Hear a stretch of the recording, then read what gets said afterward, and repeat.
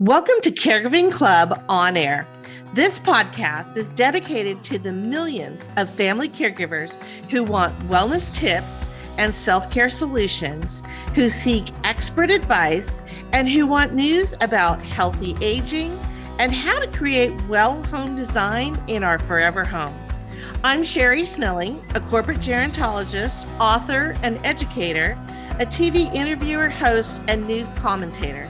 I'm joining you from Southern California, where our interviews and news take us all across the country to explore the many ways to help you on your caregiving journey and to lift you up here at Caregiving Club On Air.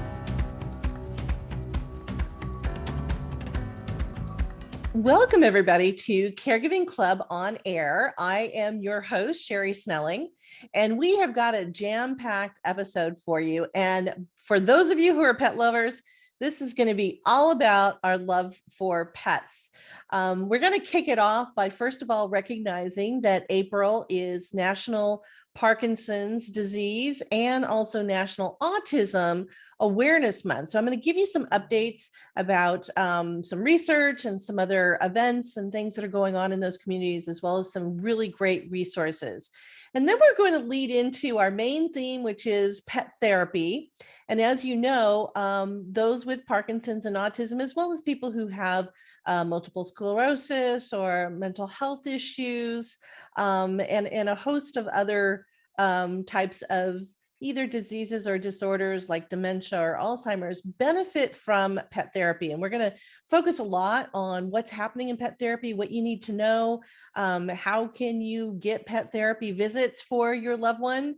And one of our special guests that I'm so excited to have on this episode is actually a gentleman that I met a few years ago at a conference when he was just launching his business, and it's Ted Fischer. He is the founder and CEO of a company called Ageless Innovation, and they have a line of robotic pets called Joy for All Companions. We're going to talk a little bit about robotic pets and how they really are very comforting and helping those who are in assisted living, those who are in memory care, and also some of our older loved ones who are, aging in place and living at home alone. So we're going to get into that with Ted, and he's got a lot of exciting things to share with us. And then, of course, in our caregiver wellness news, as I mentioned, we're going to focus on the pet therapy for pop culture. I'm going to give you my rundown of what I think are the best movies featuring animals over the last 80 years. Yeah, can you believe it? 80 years. So stay tuned for that. And then in well home design news, we're going to focus again on how do we make sure that our homes are pet friendly, particularly as we age. It gets a lot harder sometimes to take care of pets. What are the types of services and apps and other things that are out there that can help you or help your older loved one do that? And then, of course, we end, as we do every episode, with our Me Time Monday wellness hack. And what do you know? It's going to be on pet therapy and how the hugging of a pet can be helpful, can certainly help us with our happiness levels. And so stay tuned for that, because we've got a lot of really great stuff to share with you. And of course, my little dog, who I call my pet therapy dog, is going to enter the picture. So you're going to actually be introduced to Penny today. You can always hear her on our episodes. Sometimes she's in the background wagging her tail. Today she's breathing a little heavy, but she's all dressed up and ready to go and ready to make her debut on our podcast. So stay tuned for everything. Let's take a look now at Caregiver Wellness News.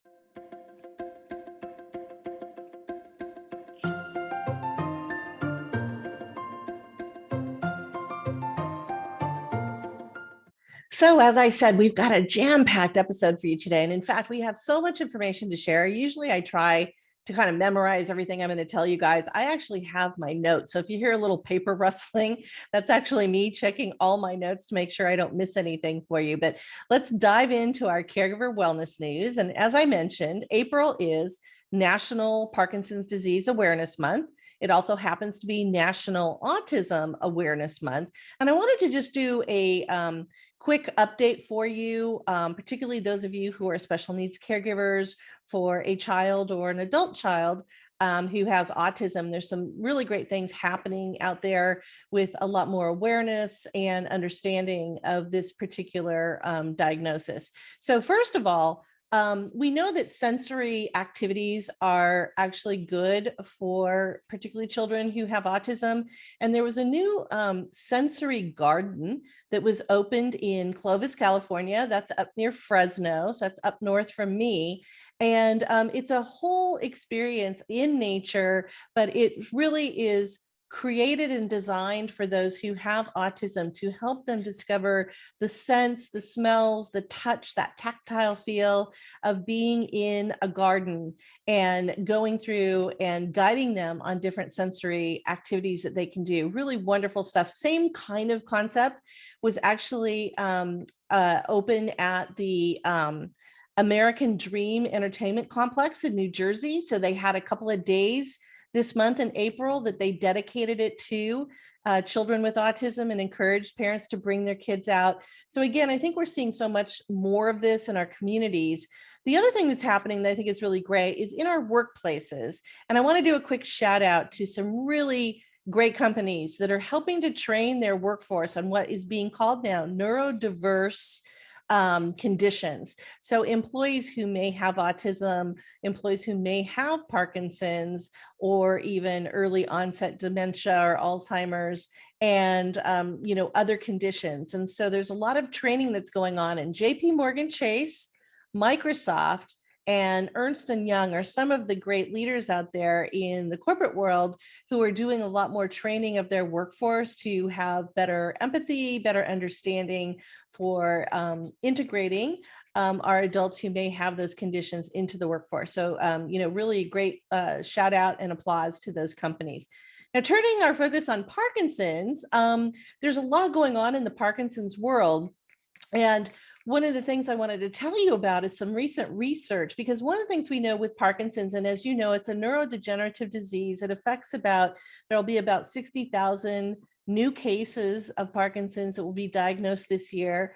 It typically does hit older adults, but it's tremors and shaking and the loss of balance and several other issues. But one of the things becomes really difficult for those with Parkinson's is being able to actually be mobile and to walk.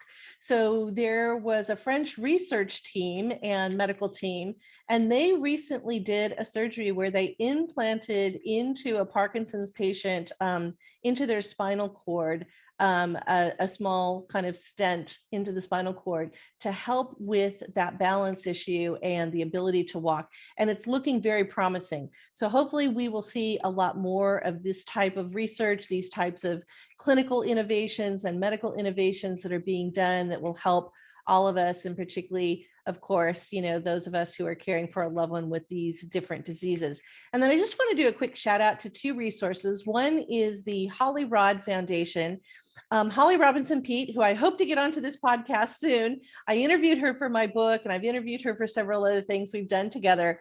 But she had a father with Parkinson's, and now her older brother has been diagnosed with Parkinson's as well. And then her son, RJ, who is one of her twins, he was diagnosed with autism at the age of 3. So Holly knows caregiving from, the time she was 18 all the way through her adult life. And she and her husband, Rodney Peete, who played football at my alma mater, USC, but they formed a really great foundation called the Holly Rod Foundation that does focus on both diseases, Parkinson's and autism, bringing awareness, bringing education, really helping the community understand, again, so many different things, and they do really great events to fundraise for that. So check that out if you're interested. And of course, there's the National Parkinson's Foundation, and there's also the Michael J. Fox Parkinson's or Foundation for Parkinson's Research. They do tremendous research in this space, and they also have a lot of resources that can help caregivers in terms of maybe getting your loved one into a clinical trial or checklists and other things. So you can check out those resources. So now let's turn to our main event, which is our love for pets that I've been kind of teasing up for you. And I want to talk a little bit about April is also National Stress Awareness Month. And one of the things that we know is that pets and pet companions can really lower our stress levels and help us with our overall health and sense of well-being. Excuse me. And April 30th is actually National Pet Therapy Day. So just some quick statistics I wanted to throw out at you. First of all, 59% of baby boomers and 41% of those over the age of 70 have a furry friend. They have a pet, typically, a dog or a cat, but it can be birds, turtles, ferrets, bunnies, all kinds of other pets. And basically the pet industry is now a huge industry. It's about $99 billion. And there was something that happened that they're now calling pandemic pets. So there was a poll that was done, national poll on healthy aging. And during the pandemic, what we saw is that there was a 10% increase in people between the ages of 50 and 80 who adopted a new pet or got a new pet during 2020 and 2021. And so, one of the things I think is very interesting is that there's a lot of comfort and security as those of us who know and have our wonderful pets, they really can be a comfort source. And I think with so much anxiety and loneliness and isolation and other things that we were going through the pandemic, pets really became one of those health tools that we could turn to help us to address some of those stresses and those depression and anxiety levels. So there's something called animal assisted therapy, also known as pet therapy. It's been around, by the way, forever. Definitely since the 1700s, and Florence Nightingale made it very popular and more commonplace in the 1800s when she used it with her psychiatric patients in psychiatric wards to calm them. And she would bring pets in, and so it would be goats or small horses or even chickens, and certainly dogs and cats. So we know that there's service dogs. Now, service dogs are different because they're trained very specifically to help somebody who perhaps may be blind, to help someone who has epilepsy, so that they, through their scent, can actually warn their owner that there might be an epileptic seizure coming on, so they can take their medication. We've also seen service dogs being used to identify tumors in cancer patients. And again, they have such a great sense of smell. You're going to learn a lot more in our Me Time Monday Wellness Hack, so I won't go through all those details now, but just know that that's more of a service dog position. Pet therapy is a little different because pet therapy is usually where the person who owns the dog goes through training, and it's about anywhere from 4 to 8 weeks or a little longer. And you go through training so that you can then come with your dog into a hospital setting. You can come into a home. You can come into a rehabilitation center or even a hospice center. And your dog is trained on how to sit quietly or how to sit next to somebody and let them, pat them or whatever. And again, it's that comfort source, all the things that we know are so great. And then there's emotional support animals, which we're hearing a lot about today. And in fact, on college campuses, I know these have become really popular, particularly during finals week. They actually bring in these pets because students are so stressed out over their finals. If they can just go hug a bunny or hug a dog or a cat for a while, it's, again, it relieves that kind of stress that we have in our bodies, lowers our blood pressure, makes us feel a little bit more calm. So, all kinds of animals are used in pet therapy. We talk a lot about dogs and cats, but also, as I mentioned, horses, which is hippotherapy. So that's more of an equine therapy, which is really great for, again, kids who have autism, people with multiple sclerosis, where they actually can develop better core strength. And there's a sense of empowerment when you're one with the animal, which happens when you are on a horse. The other thing that's really great for people with Parkinson's in horseback riding and hippotherapy is that not only the core strength that you're building, but the gait of the horse simulates the gait that you would have as if you were walking. So it kind of, helps out with that sense of being more mobile. But also, we've seen birds, I mentioned rabbits, dolphins are a part of pet therapy, and a lot of other types of pets are being used. Now, a couple of things that I've seen, and we're going to talk to Ted Fischer in a minute, but in the dementia community and Alzheimer's community where I do a lot of work, we see a lot of agitation. We see a lot of wandering with certain people who have been diagnosed with either dementia or Alzheimer's, and having a pet that they can either sit calmly with and just pet will help with those things. It'll bring the agitation level down. And it doesn't have to be a dog or cat. You're going to see in our Me Time Monday wellness hack how a turtle actually really helped a woman who was in a memory care facility.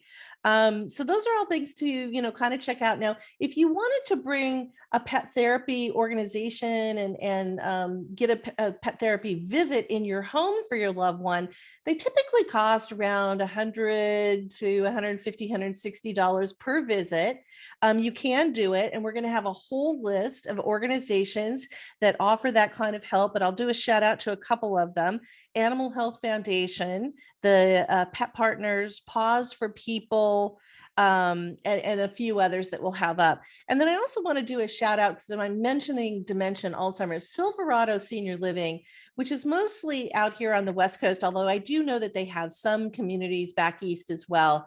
They really were pioneers in bringing pets into the memory care facilities. And so, for instance, if your loved one needs to move into memory care and they have a beloved pet, and that that having to leave their pet can be very can cause a lot of distress, so they can bring their pet with them. And then there are volunteers within the staff and others who come onto the campus to help care for those dogs. Similarly, if your loved one moves into Silverado and they maybe didn't have a pet, they still have the benefit of going and petting a pet or having a pet sit with them. As I mentioned, the aquariums with the turtles, they have those in all of their facilities because they really believe in the culture of the community being integrated with pets. And I think it's really beautiful because, again, we've seen so many wonderful things just in the similar way that music can work miracles with people with dementia and Alzheimer's. Pet therapy is also one of those really terrific tools. And it's so nice that they've created a way to have the pets cared for, and have it be a safe environment, but also have that interaction for people with dementia who wouldn't otherwise be able to own a pet or take care of a pet. So those are just some really great things that are going on. As I mentioned, we're going to talk with Ted Fischer about robotic pets. Okay, so how are robotic pets coming into kind of, the era of caregiving that we're seeing? And he's going to talk a little bit about the dog, the cat, and now the new bird that they have that are robotic pets. And they use a very proprietary technology so that the pets really simulate, responding to you and being very lifelike. So you'll see, if you watch us on YouTube, you're going to see Ted hold up a couple of these robotic pets, and you can get a look at them. We'll have pictures of them on our episode guide page. And so, Dr. Elizabeth Zielinski, who I interviewed at the USC Center for Digital Aging at USC, as I mentioned, she said that supplementing real pet interactions and, whether they're real or robotic, with human interaction is really important. So it's not to replace humans, but it is to bridge that gap. And also, she feels that, again, if the robotic pet is furry and you can hug it and it kind of responds to you, then it can certainly simulate more of a real pet. So now let's turn quickly to pop culture. And I want to do a rundown and a shout out. First of all, little shout out to Betty White, who we lost this year. She was just days away from actually turning 100. I was hoping she was going to make it into the Centenarian Club, but she was a huge animal rights and animal pet therapy advocate. She actually was a president of an organization here in Southern California called Actors and Others for Animals. And they still are very active, and I'll have their website on our episode guide page so you can find some pet therapy services through that. And then here's my list of my favorite movies that involve pets. Some of them are, real life, real actors and real dogs or real cats, and some of them are animated. But I was fascinated to go all the way back to 1942 with one of my favorite childhood movies, which was Bambi, of course, a Disney, Disney classic. And then, of course, following that up with Lady and the Tramp in 1955. Then the one that I can't watch without a box of Kleenex is Old Yeller. Every time it just gets me. That movie was made in 1957, by the way. And then in 1961, they brought out 101 Dalmatians. Now, I really like the animated version the best. I'm sorry, I'm old school. And I will say, probably because my brother and I, for Halloween one year, my mom made us costumes that were 101 Dalmatians. I'm going to see if I can dig that photo up and put it on our episode guide page, or, I'll put it on our Facebook page or whatever. But we love those costumes. So we were really into that movie as kids. And then, of course, Born Free, which is about the lions. And if you haven't seen that, that's another great one. That was in 1966. And then Charlotte's Web, 1973. Babe, the pig, in 1995. Remember that? I think it was actually up for a Best Picture Oscar even. It was a great movie. The Lion King, of course, 1994. Happy Feet. And Happy Feet makes me think of my nephew Morgan, because he was very young at the time, and he used to do the little penguin dance. And I wish I could get him to do that now, but he's now, he's 19. So that's not going to happen. He's not thinking about Happy Feet. And then Marley and Me, another tearjerker, but really great movie with Jennifer Aniston, actually, in 2008. The Secret Life of Pets in 2016, and then A Dog's Journey, the recent movie in 2019, was really, really great. So that's my list for you in pop culture. And with that, we are now going to talk to Ted Fischer, the CEO and founder of Ageless Innovation, and his line of Joy for All companion pets. So I'm so excited to have our next guest on, who is Ted Fischer, the CEO and co-founder of Ageless Innovation. And Ted is going to tell us about the magic of robotic pets when it comes to our older loved ones and giving them that kind of companion for life that we know we all need. So Ted, welcome to Caregiving Club on Air. Thanks, Sherri. Great to be here. Thanks for having me. Absolutely. So the first question we always ask our guests is, where are we talking to you from? We are in the Ageless Innovation corporate headquarters here in Pawtucket, Rhode Island. All right, Rhode Island. Love Rhode Island. Trying to be spring here, but it feels more like winter. Sadly. Yeah, you're still getting a little bit of that winter gloom, right? We've got to get the spring coming your way. So our CFO is on vacation this week. He's taking his son on college trips, and he sent a picture from Albany, New York today with about 8 inches of snow. And I said, nothing, is more attractive to a new college prospect than 8 inches of snow on April 19th. Right. Exactly. Like the worst possible scenario. Not a good selling point, right? No, definitely not. Well, I want to start by having you tell us a little bit about the origin story of Ageless Innovation and Joy for All companion pets, how you got started, and why you chose this area to go into, given your background. So tell us a little bit about all that. Well, thank you. So if you had told me when I joined Hasbro in 2015, which is a big part of the origin story, that I would be here talking to you about products that we make specifically for older adults and their families, I'm not sure I could have connected those dots day one. But pretty quickly into that assignment, as I was brought in to lead this new innovation team, and the mandate was to think about how to use what Hasbro is good at in new markets and new channels. So not for toys for kids in the toy aisle, which they were great at. They didn't need my help. And we chose health and wellness. We thought that what Hasbro was great at was the ability to engage and gamify and make meaningful connections, and all the things that I felt like in the health and wellness and healthcare space overall, there were these wonderful programs, and I thought many of them did a poor job of engaging those that they were intending to help. And it's a marketing issue, but it's also just sort of the way that they go about it. It's, I thought there was some opportunities to make it less clinical and more fun and playful. And so as we did our research in that area, we found a few things that we found some insights that older adults had been using a product that was intended for 4 to 8 year old girls about 20 some odd years ago. And mom was buying it for their older loved one versus their 4 to 8 year old daughter, which it was intended for. About 20% of the reviews, and those reviews were really meaningful and impactful and heartwarming. And so we leaned into that and found two things. One, older adults unequivocally want more play and fun and joy in their life. And two, there was this incredible need for interactive companionship and joy. And so we sort of took those things. We went out and did some research with older adults all over the country, and found that there was this need for again the interactive companionship piece, but they were very specific about it. And so as we showed them different things, the form factors that are behind me here, the cats and the dogs and soon to be the birds, were things they told us that they missed and they wanted, and they wanted the experience. So we created a line of robotic pets that had very realistic features at a very affordable price. And those were all things that we heard from older adults. So that was the launch in 2015. And in 2018, my team and I decided we needed to really focus 100% on older adults and their families. And so in a very friendly management spin out, we, four of us started Ageless Innovation. And then we acquired the Joy for All brand. And since 2018, I've been running it as our company and joyfully, serving older adults and their families.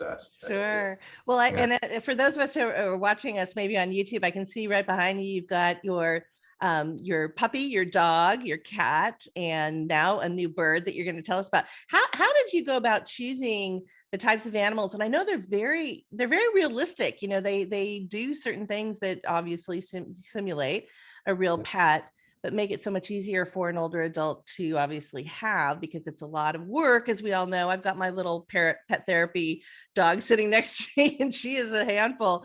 But tell me how you went about that, and what tends to be more popular, the cats or the dogs? I'm just curious. Yeah, it's a great question. So it's really split 50-50. There are cat lovers and dog lovers. And so in year one, we launched the cat first. So it had a year head start. But for that year, every dog lover, all we ever heard is, when are you coming out with the dog? And so we were so happy a year later in 2016 to be able to launch the dog. And so over time, I think the cat was sort of, had such a head start that it had a lot of, sort of momentum. And so for the first couple of years, the cat was sort of dominant. Today, it's much closer to 50-50 in terms of the dogs and the cats. We've launched a couple different, colors and species and brands, of these. And I can show you really quickly, because to your question about how we came up with the features, honestly, I'm just going to turn it on for a second, but it usually steals the show. But and so pretty much the features that we have in the pets were told to us by older adults. So things like paw pads, like I say all the time, I had never sat in a paw pad meeting before, but I was in dozens of them, because the texture mattered, the fact that they had them mattered. Things like these whiskers, you can see the whiskers here. And these are tapered whiskers. So in the original version that we showed people, we had straight whiskers, and like, cats don't have straight whiskers, they're tapered. And you wouldn't believe how different a process it is to have tapered whiskers versus regular whiskers, because of the work that goes into making it happen. The other thing that we heard is that cats, when they purr, they actually vibrate. And so it's a tactile sensation. So it's purring right now. I don't know if you can hear that. But it's actually vibrating. So we invented this technology called VibraPurr. And so when it's sitting on your lap and it's, it's being a cat, it purrs, it vibrates, you feel it, and sort of those type of things. So we've really listened to the end user to answer your question about how we came up with these things. And then the other piece that's really important is affordability is something we heard that was really, really important to this. So there's a lot of social robotics out there. Many of them are thousands of dollars, putting them out of the reach of sort of the individual. We've done everything we can to keep these under $150, which we have to date. And so that one-to-one model has been so important as it relates to loneliness and isolation and Alzheimer's and dementia, and the areas where, the need states where our product's been validated to have impact. And I think part of that is when people feel the possession and the ownership of a pet, they name it and it's theirs. There's a different kind of connection, different kind of magic that happens that we've seen now hundreds of thousands of times. And it really is, I think it's a really important part of the sort of product and how it's had the type of impact it has. Well, and you've done such a wonderful job. I mean, they're just beautiful pets. By the way, my dog thinks she was a model for the dog back there because she looks exactly like that. She might have been. We don't want to give all the secrets out, right? Exactly.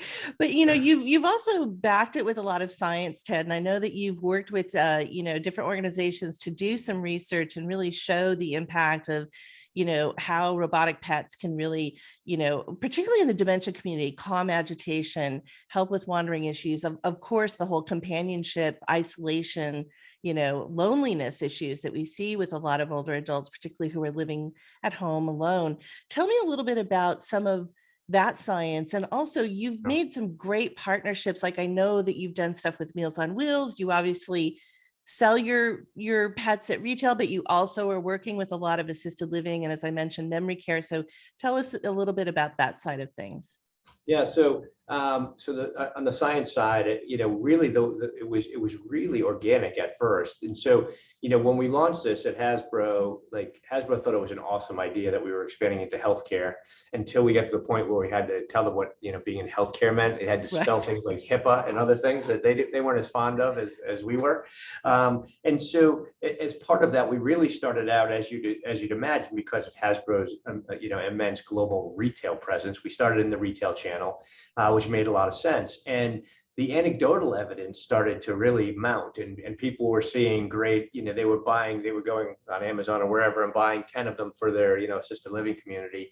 And within the first year, it became really clear, and it was our hope, but we didn't know how to go about it, that we were going to have to really get more specific to the health and wellness, world. So we have a healthcare channel, we have a retail channel. And the anecdotal evidence, and even in the reviews and the letters of testimonials, and then the use cases by people in assisted living, led academics and clinicians to be interested in the product, where they would come to us and say, listen, we'd like to do a 50 pet pilot because we're seeing such great outcomes here, and really use the UCLA loneliness scale, or see how it is in a post-acute setting for delirium. And so now there's about a dozen published research papers, journals, peer-reviewed, other of all shapes and sizes, that really focus mainly on loneliness and isolation, and dementia and Alzheimer and related diseases. And so there are different ones, but the common thread to all that is the increase in sort of optimism and resilience, and the decrease in the feelings of depression and loneliness, reduction in agitation, the calming factor, the intermediary that it plays between caregiver and loved one, or clinical caregiver and and their patient or their resident. It has been as gratifying as the impact on the older adult, because for caregivers, our pets have acted as a bridge, and sort of as we know with Alzheimer's and dementia, people can go through agitated states, sundowning, they can, transitions are difficult. And as opposed to medicating, by the way, I can see your companion pet there is very realistic with me.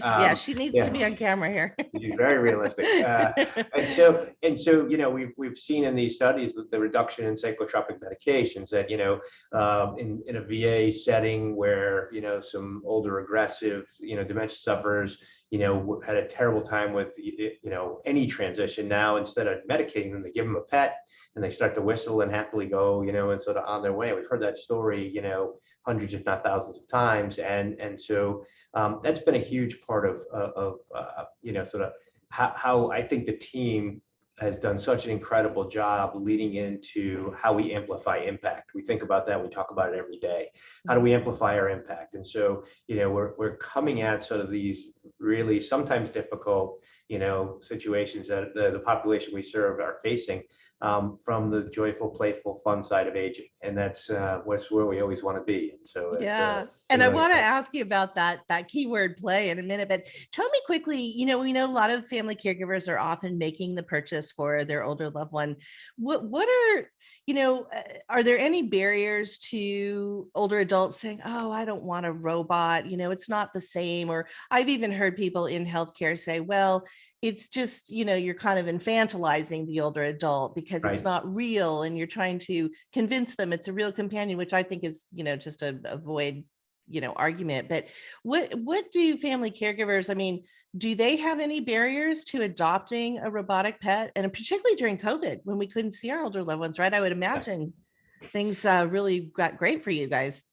Yeah, so COVID was, an unexpected, sort of area where we ended up with a whole new set of partners, mostly state agencies on aging and AAAs, who were addressing the worst social isolation and loneliness I've ever seen. The protective measures put in place to protect our older adults also serve to further isolate them from each other, from their caregivers, from their loved ones.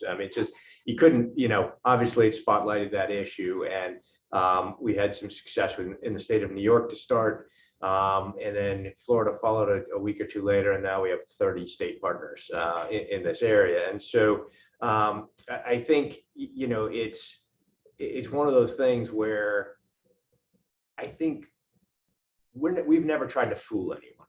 we've never tried to say, hey, these are real or these are a replacement for real. What we've said is we identified a need state where people were looking for more interactive companionship. So the fact that, you give something to these pets and they give you something back, and it's similar to the pet experience, which we modeled it after.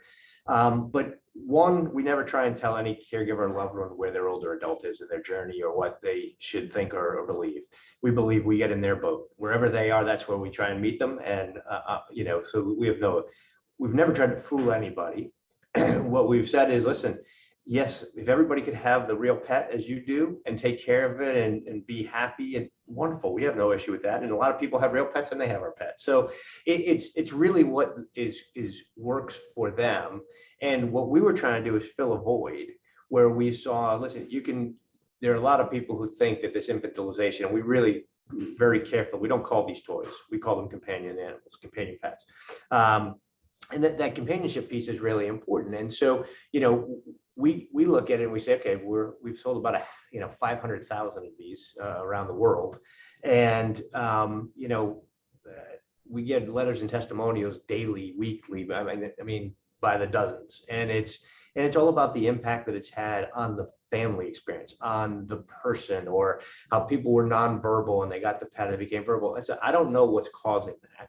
All I know is things like this, things like music, other things spark something in people that somehow maybe brings them to a better or different place than they were. And if families are happy, that's what we care about. We measure this by family happiness and person happiness. People say they're person-centered, and then they say, well, we shouldn't give them a robot pet because it's not real. I'm like, well, are you really being person-centered then if that's what they want? I'm not the judge of that. I'm not saying it's for everybody either, and we never have. And so, I think what the team and I think about every day is, how do we make fun, engaging, joyful products that, are meaningful and impactful, and that people so far have wanted to play with. So right.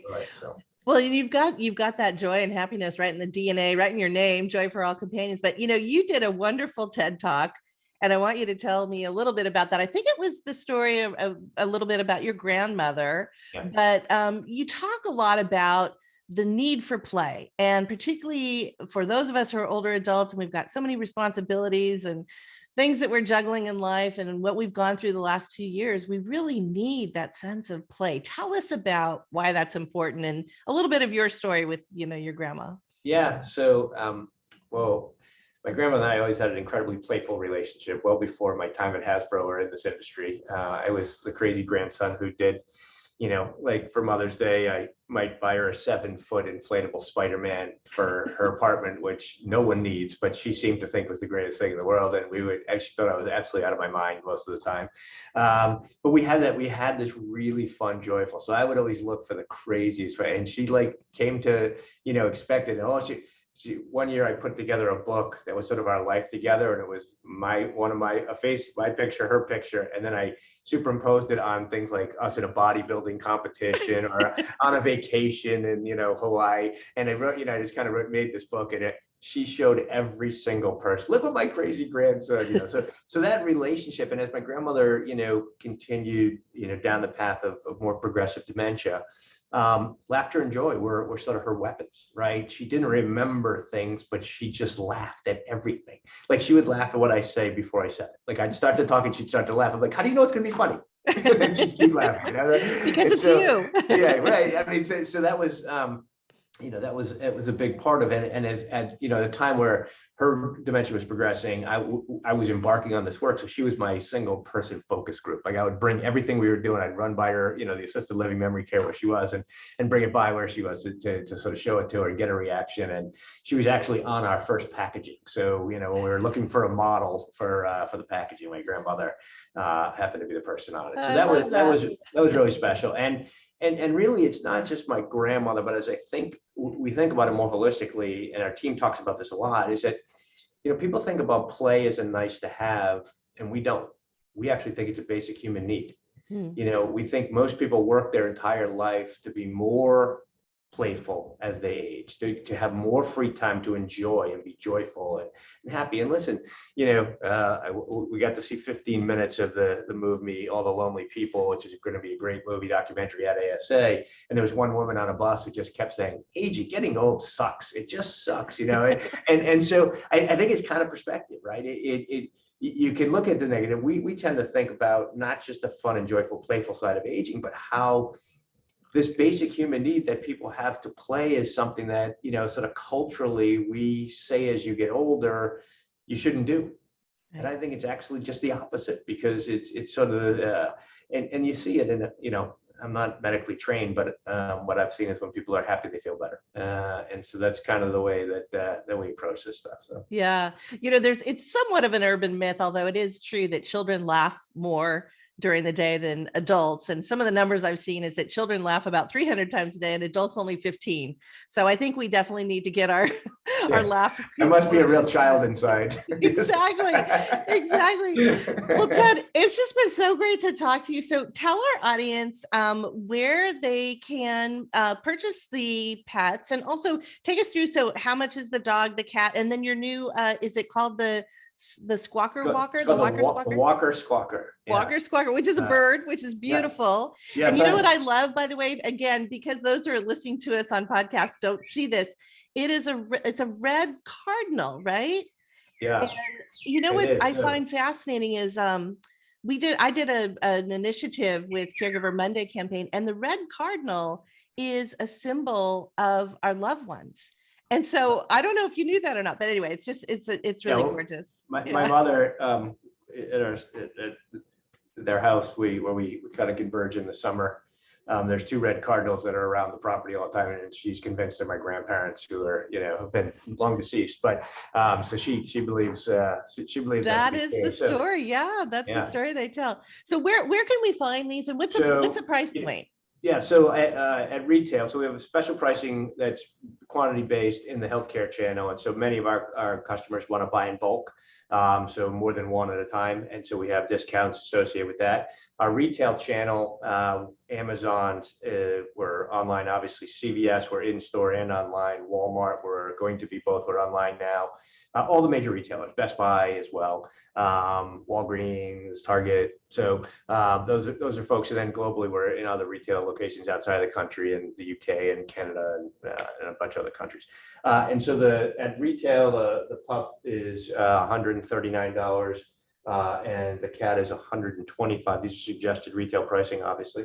And then the Walker Squawker, which is coming out in June, July timeframe, I think will be about $65 at retail. That's just a great story unto itself, invented by a 93-year-old entrepreneur named Rita Maloney, who didn't need a walker for 90 years of her life. And then, everybody gets mad now that she forgets it. So she thought it would be wonderful to have this little companion that reminded her, made it more fun and playful to be on her walker. So, it goes into that mode, and then, you can kind of hang on to it, but you can also put it on the walker. I love that. It'll sing songs. Oh, that is great. That is great. the more you walk, the more songs it unlocks. So it's, incentivizing healthy, active play and fun, and and it kind of brings you into nature, which we know is very helpful and everything. Well, Ted, again, I mean, it's just a phenomenal what you've done, and I love these companion pets. Everybody I talk to, I'm like, you've got to get one of these, particularly when I hear that maybe somebody can't take care of their pet anymore, or they've lost their pet and they don't really want to go about getting a new pet. These are just really fantastic. So thank you for all that you're doing, and thank you for being on our podcast today. Thanks again for having me. I really enjoyed it. All right. Well, take care, Ted. Okay. Thanks, Sherri. Bye-bye. Bye-bye.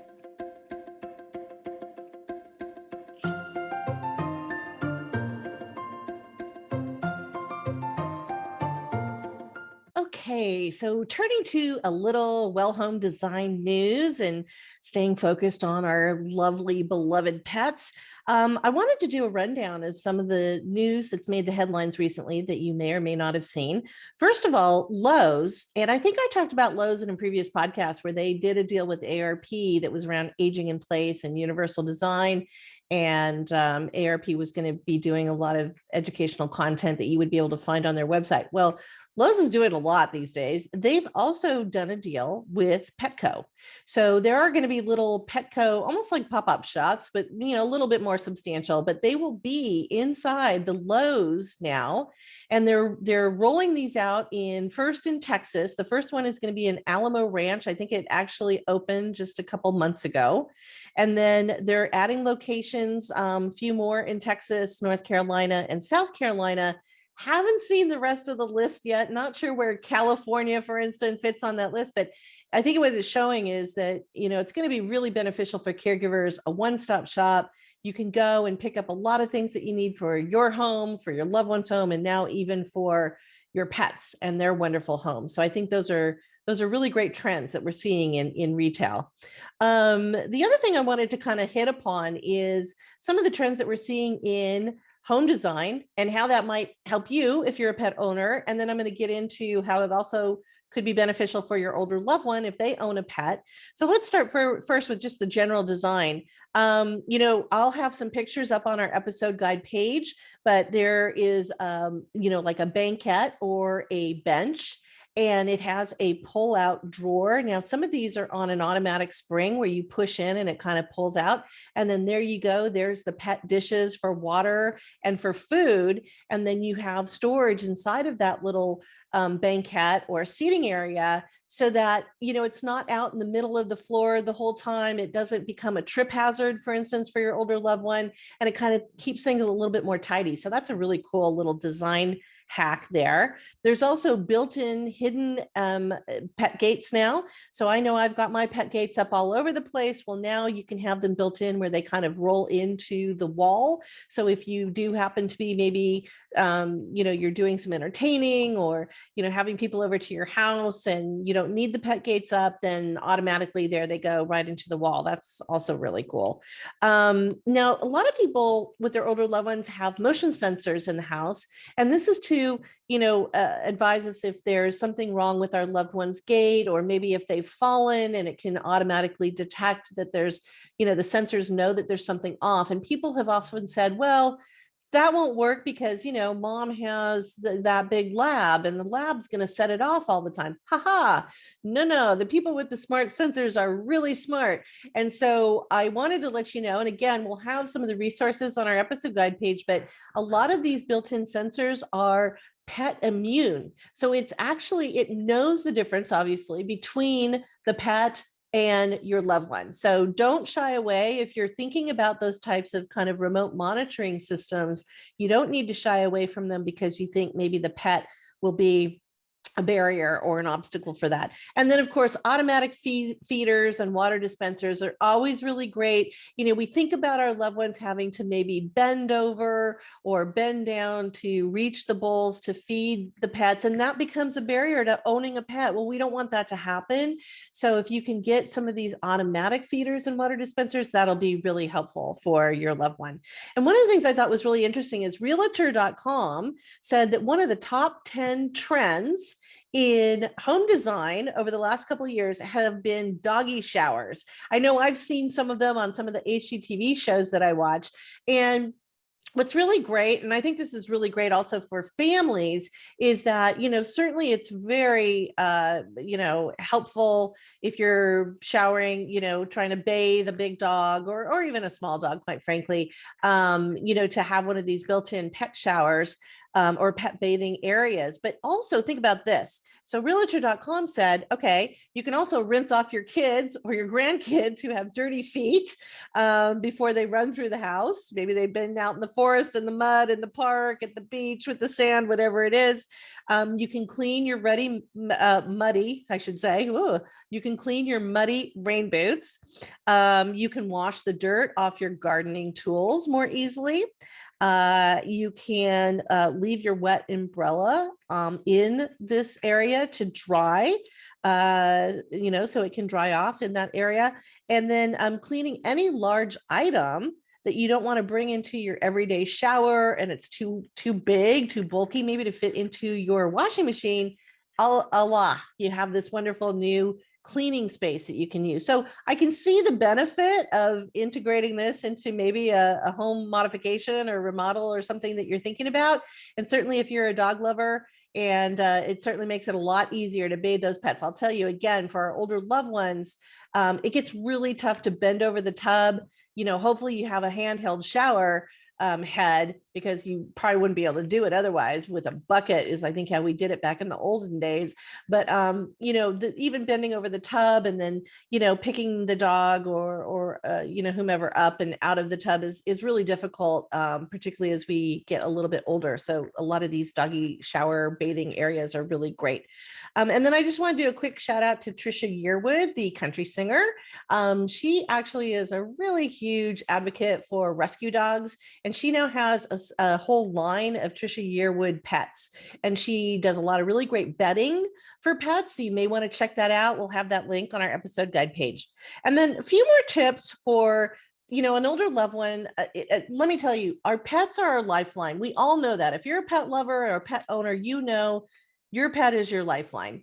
And as we get older, and particularly if we are living alone at home, it's even more of a lifeline for our older loved ones. So how do we make sure that we can make sure the dogs are, safe and being well cared for, but also making sure that our older loved ones are able to manage and own that pet?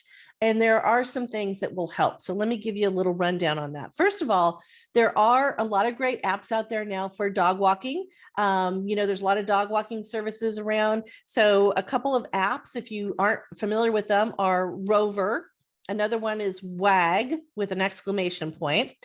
Certainly TaskRabbit, there are people in TaskRabbit. And then Nextdoor, the app for our communities. There's a lot of kids sometimes in the communities who want to, kind of help out or make a couple bucks or whatever.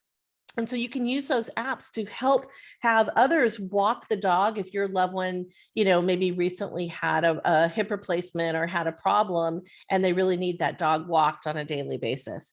Also, mobile bathing services are huge. I see the little trucks in my community all the time.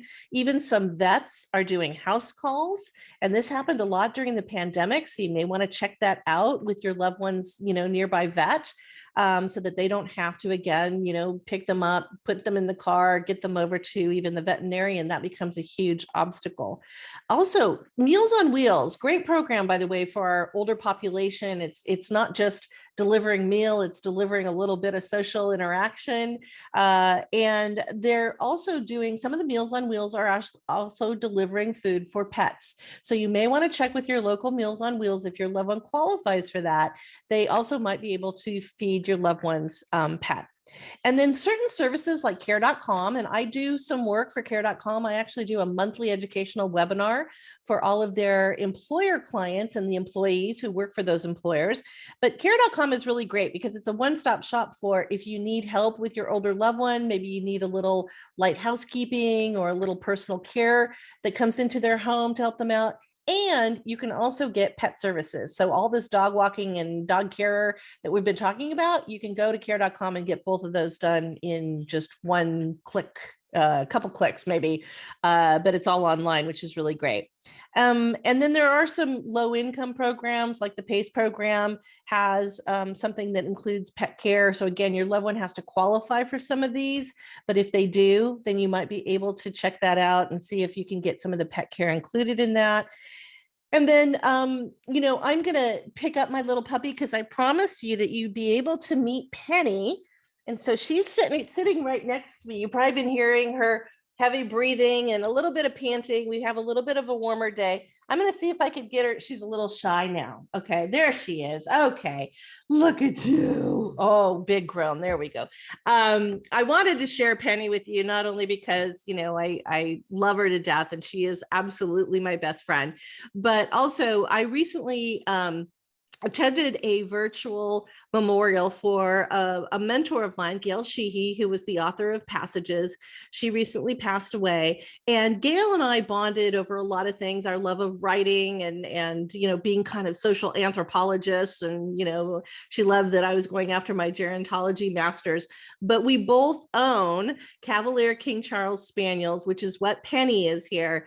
And we kind of bonded over that. And one of the things I thought about when Gail passed is who was going to take Charlie, her dog. Well, her assistant, who was in her 20s, helping Gail out, actually became Charlie's new owner. So if you do have a loved one who has passed and maybe, family members don't want to really take the dog, sometimes there are family, friends, neighbors, or whomever, but there are also kind of these rehoming services that you can find. I know there's one called Joyful Pets, very similar to what we just talked about with Ted, but it's a totally different company.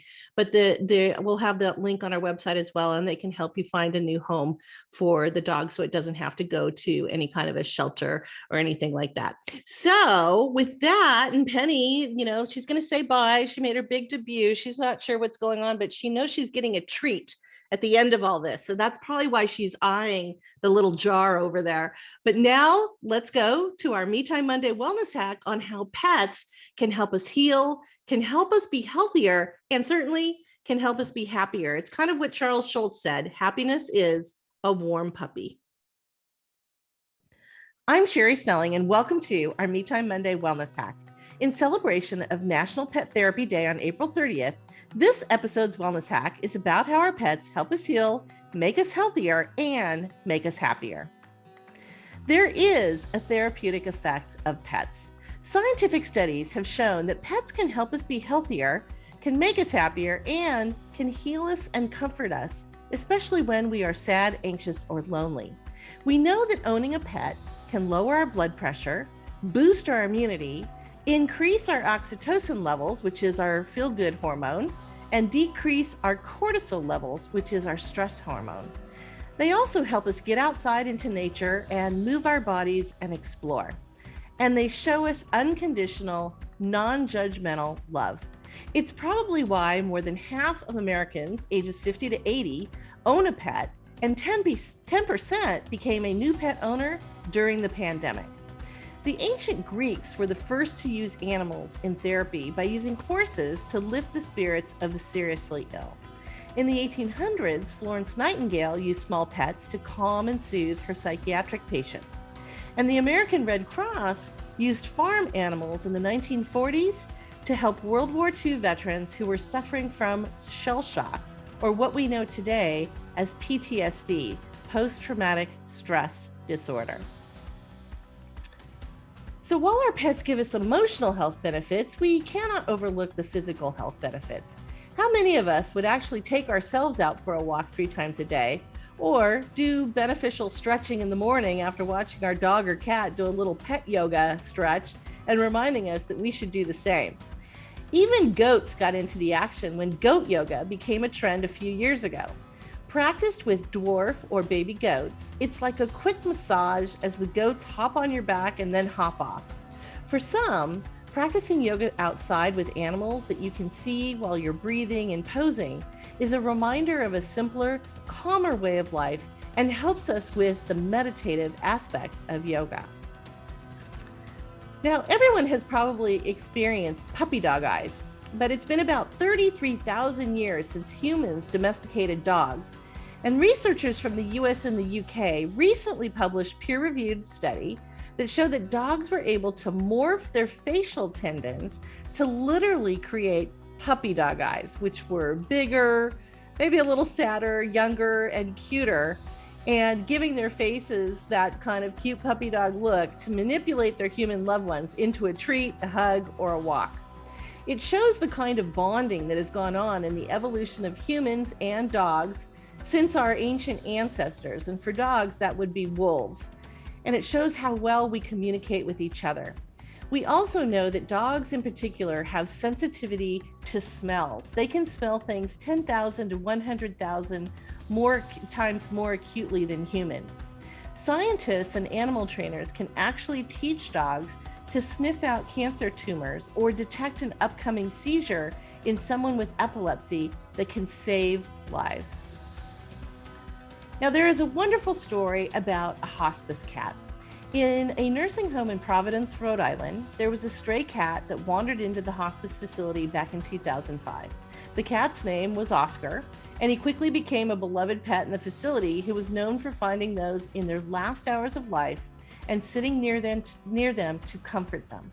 Rather than being a bad omen, residents, staff, and family thought of Oscar as an angel who had come to help their loved one pass away peacefully. As Oscar's legend grew, a doctor at the facility wrote a book called Making the Rounds with Oscar, chronicling how this cat brought comfort and companionship for those making their final journey. Sadly, Oscar passed away himself at age 17 earlier this year. Staff and others gathered to comfort the cat, who in his lifetime brought that comfort to hundreds of others. Now, there is something called Hippotherapy, which is actually using horses in a pet therapy environment. So according to the National Institutes on Health, Hippotherapy is a physical, occupational, and speech therapy program that utilizes the natural gait and movement of a horse to provide motor and sensory input. It is based on improvement of neurological functions and sensory processes, and used for patients with physical and mental health disorders.